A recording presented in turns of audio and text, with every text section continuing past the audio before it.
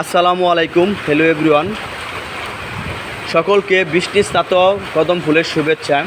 আজকে সারাদিন ধরে বৃষ্টি, চারদিকে বৃষ্টির ঋণিঝিনি শব্দ দেখতে পাচ্ছেন। খুবই সুন্দর বৃষ্টি হচ্ছে।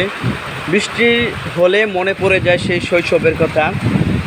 সেই শৈশবে বৃষ্টির দিনে ফুটবল খেলা গ্রামের মাঠে প্রান্তরে, সেই দিনগুলো খুবই মিস করি। আসলে সেই দিনগুলো এখন আর ফিরে আসবে না, চাইলেও হয় না। আগের মতো বৃষ্টিতে ভিজতে পারি না, বৃষ্টিতে ভিজলেই সর্দি কাশি বিভিন্ন ধরনের অসুখ ধরে ফেলে।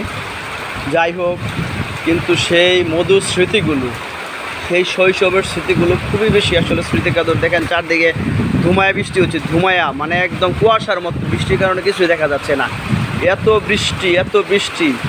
আর বৃষ্টিটা বেশি উপলব্ধি করা যায় গ্রামে, কারণ টিনের চালা বাড়িঘর যেখানে বেশি, টিনের চালার মধ্যে থাকলে আসলে বৃষ্টিটা খুবই বেশি এক্সাইটেড।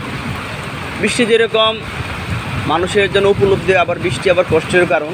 যাদের ঘরবাড়ি নাই, যাদের ঘর টিনের চালা অথবা যে চালা ফুটা থাকে, ওরা বুঝে বৃষ্টিতে কী দুর্ভোগ।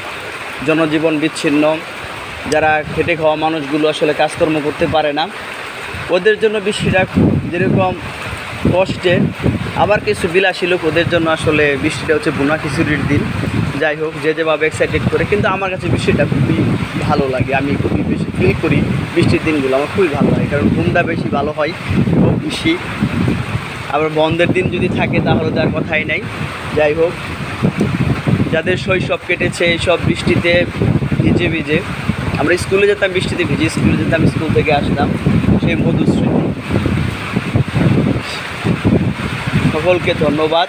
আবার বৃষ্টির দিন এই দেখেন বৃষ্টি, বোনা খিচুড়ির দাওয়াত সবাইকে। আসসালামু আলাইকুম।